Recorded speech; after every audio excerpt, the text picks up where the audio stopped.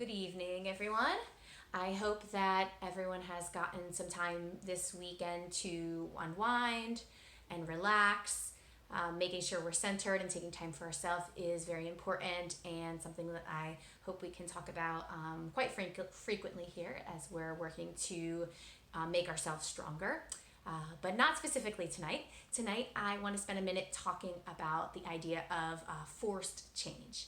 So we'll talk about change a lot here, and there's been some really great conversation in the last couple of days about change for the sake of change and when it's appropriate and how to do it in a way that's meaningful and effective. But what about the times when you don't get a choice, which is a lot of times for us, unfortunately, as educators who are part of this big system, but definitely in quarantine, there's been a lot of forced change, things that like nobody really had time to think about or consider, and things that we have just had to do.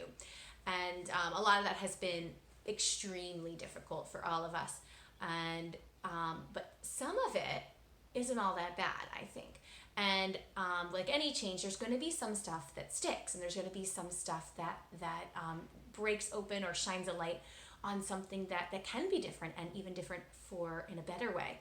And so I'm curious what your thoughts are on that. Like, what are some things that you've had to change, whether it be the way you approach your students, the way you approach your working life or your professional duties, or yourself as a teacher, that you've had to change, that you would like to see continue to go that way even when we end up going back to our normal models, if we ever go back to anything normal. What would you bring with you, or what would you advocate, and how would you advocate to bring them with you?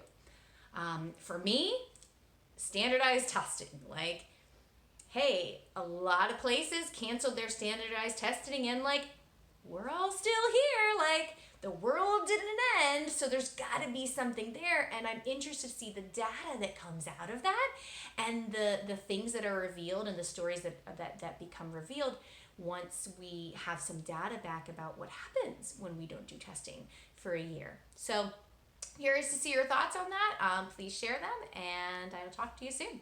Good night.